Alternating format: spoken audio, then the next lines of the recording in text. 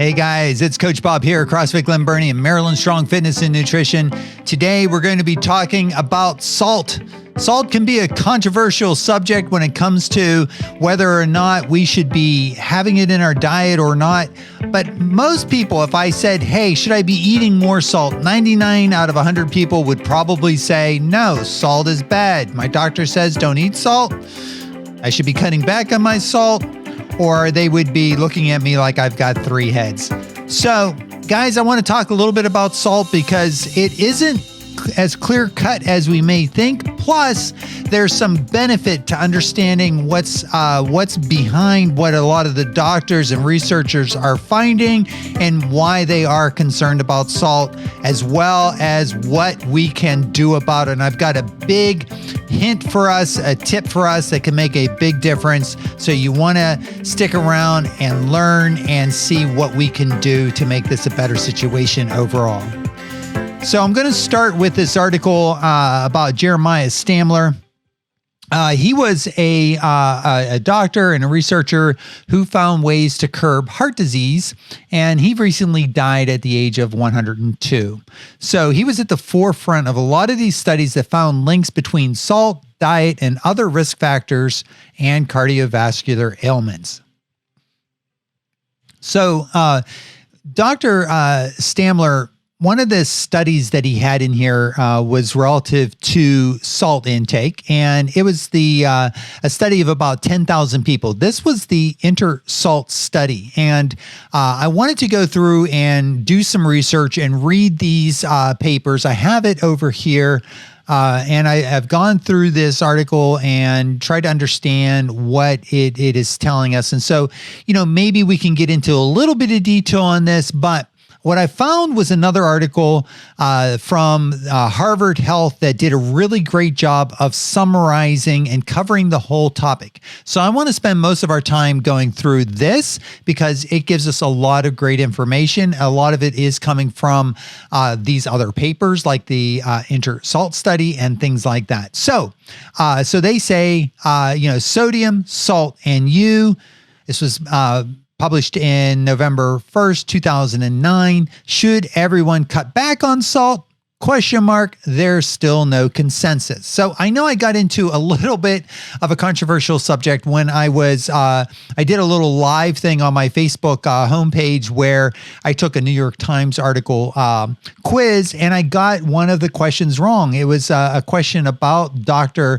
Jeremiah Stamler, and it was basically saying, hey, is, between, Dr. Jeremiah Stamler found that exercise was very important for cardiovascular health, reduction in cholesterol. B, C, is it salt, or D, all of the above? A lot of times like you get in all of the above, you want to kind of go with that as the answer.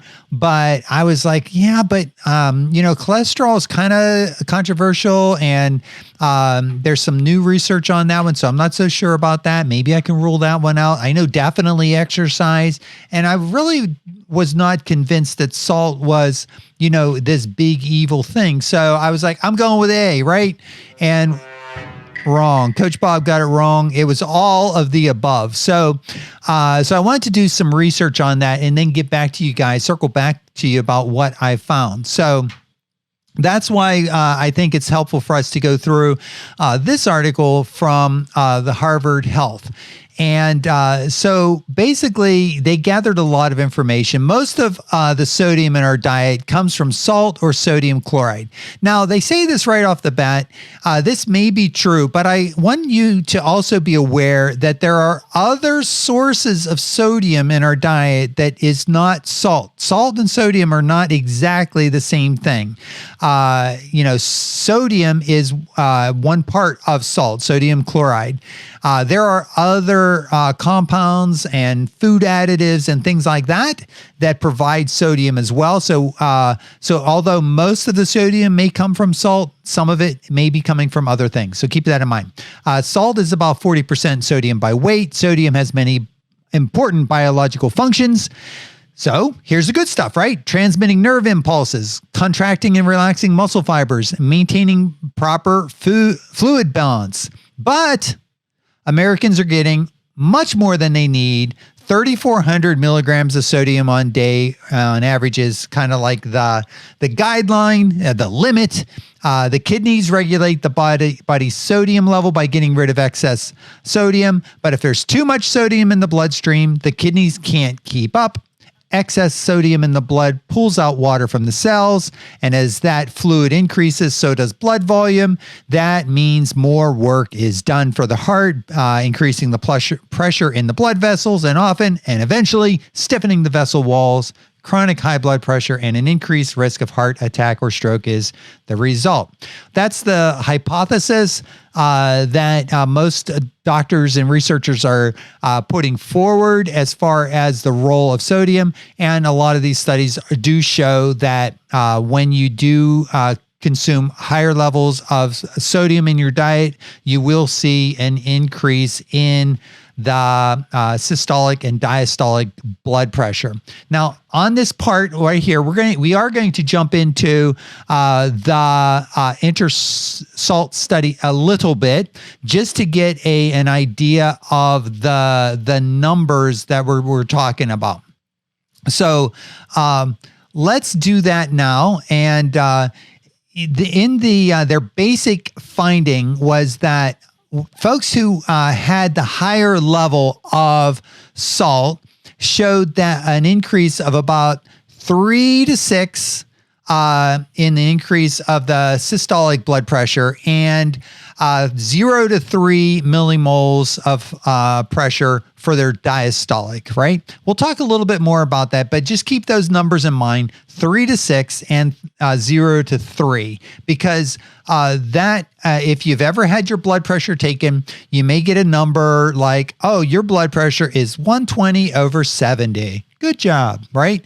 And so if your blood pressure were 120/70, increasing it by 3 to 6 might mean that the doctor might say, oh, your blood pressure is 123/71. Good job, right? So it's not going to seem to have a very big impact on your blood pressure if it's only 3 to 6 or 0 to 3. Now, if your blood pressure was 129/79, the doctor would say, well, good job. It's not too high. It's not even borderline, but it's close to borderline.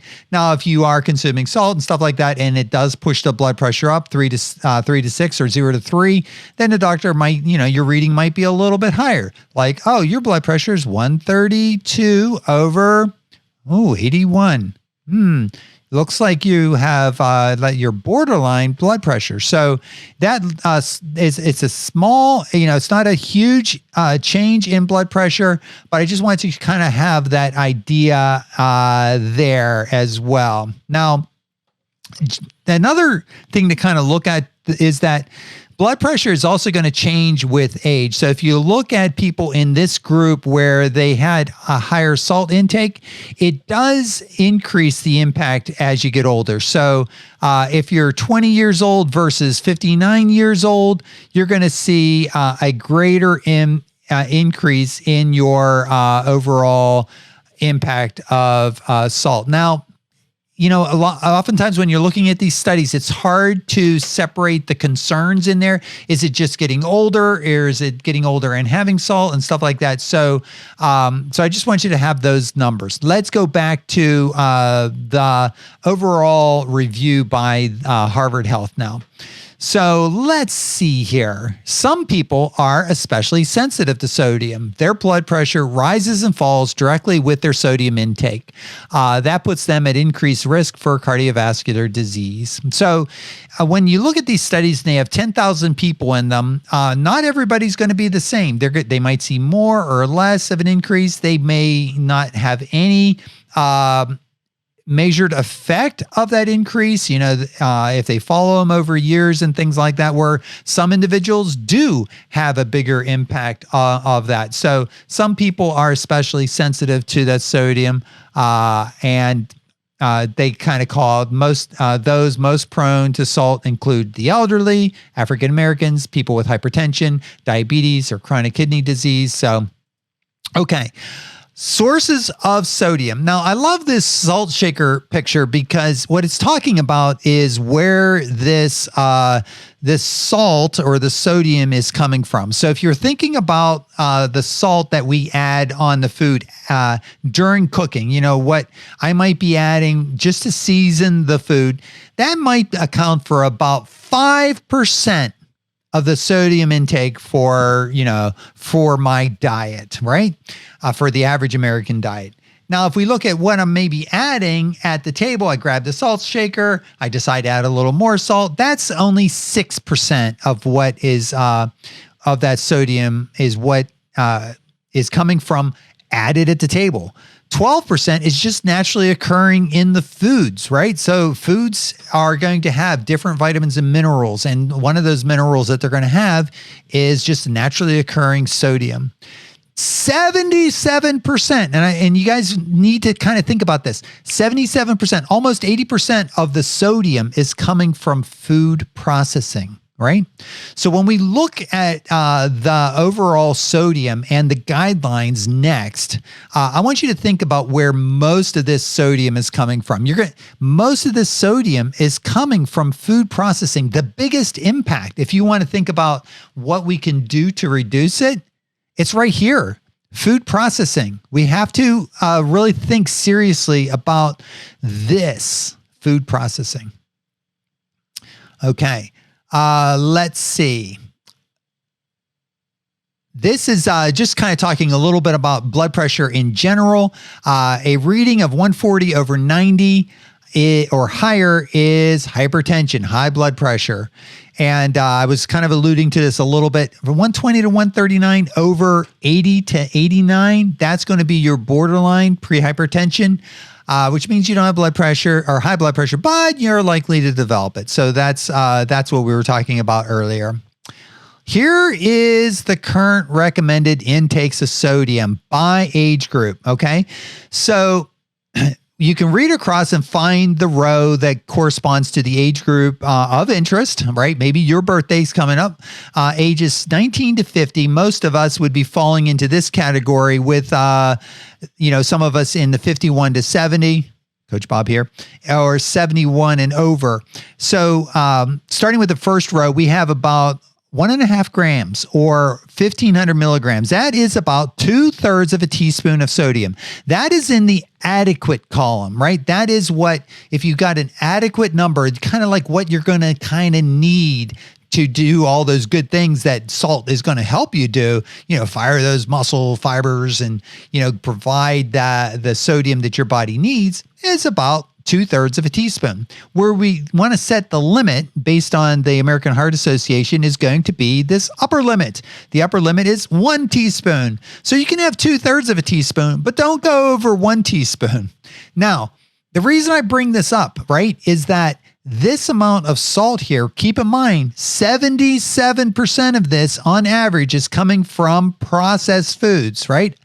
A can of processed soup, a can or a box of, chips or a bag of chips, all of these processed foods, have this added, a lot of them, not all of them, but a lot of them have this added sodium in it. And so it's going to be very easy to push you over the top here. You're not going to really have much trouble whatsoever. Let's go back to the salt shaker. If we're just adding it during cooking or adding it at the table, don't worry so much about that. You're a good cook. We want it to, you want to season it. You want people to enjoy the food you're eating. You're not a food processor where you're adding 77%. What is the, if you're a food processor, let me give you an idea of what you might be thinking about adding. Disodium ethyl, you can't even say that one. Sodium acetate, sodium ascorbate, sodium benzenate, diacetate, and on and on. Sodium lactate, sodium nitrate, sodium nitrite, sodium phosphates, sodium, propionate, and sodium sulfate. So I don't know what the impact is of all of these different sodium containing preservatives, right? I doubt they have that much data on this. It was hard enough just to get the study to look at sodium intake from, like salt. What about all of these other sources? Maybe some of these don't have an impact on blood pressure, but I bet a lot of them do. And when you look at processed foods, canned meats, hot dogs, bacon, and stuff like that, that's cured, a lot of that processing is going to have the nitrites and the nitrates in them, sulfites, and so on. So there's a lot of things beyond what we're thinking of as salt that have sodium that's in processed foods. Here's 5 additives that someone believes we should be thinking about avoiding. Sodium nitrites, sulfites, which is sodium sulfite we already talked about, trans fat, which is not a sodium concern, monosodium glutamate. Here's another source of sodium. So a lot of this added sodium right here, this 77%. Yeah, we're not talking about a little bit of table salt that we're adding. We're talking about a significant amount of sodium that's being added to the processed foods. And if you're trying to stay, healthy and stay in the adequate column versus the upper limit or over the upper limit column, you really got to seriously think about the processed foods. Okay, they've got some recommendations in here, what to do, and I think we'll tie this up for us pretty well. So here are some ways to reduce your sodium intake from, that they're sharing here at Harvard University Health. Eat mostly fresh foods. Most of the sodium we eat comes from restaurant meals and processed foods, including canned vegetables and soups, pasta sauces, frozen entrees, lunch meats, snack foods. So if you start with unsalted fresh foods and prepare them yourself, you're going to be able to exercise much better control over your sodium intake. In fact, I doubt you're ever going to come anywhere close to adding anywhere near as much sodium as in all of these other things, because they try to design these things so they can stay on the shelf for years. Okay, take care with condiments. So, a lot of the things that we might be dressing are, like Worcestershire sauce, salad dressing, ketchup, seasoned salts, and on, can have some sodium in them. Even monosodium glutamate could be something that you're adding at home, but probably not. Read the labels. The nutrition facts label will tell you how many milligrams of sodium per day. So you can kind of look at that. The percent daily value is based on 2,400. So, you want to stay under 100%. Speak up. So you're dining out, ask to have your food prepared with less salt. The restaurants and things, and especially fast food, they want it to taste very good. They want it to be hyper palatable. So they're going to add a lot of salt and sugar and that kind of thing to make you want more, make you get another big soda to go with it and so on. Spice it up. So cut back on salt by making your own blends of spices. Great idea. Herbs and using them along with lemon or lime juice and flavored vinegars. All these ways to be able to spice up your diet and make it super good. Guys, I hope this has been helpful. We dug in a little bit on salt and sodium intake in our diet, and we gave you some tips and things that you can do to help to improve your overall nutrition by being careful with the sodium that we intake and really leaning heavy into preparing food yourself, your food prep, and go with those whole food options. Thank you guys so much for tuning in. Be fit, be healthy, stay active, and peace.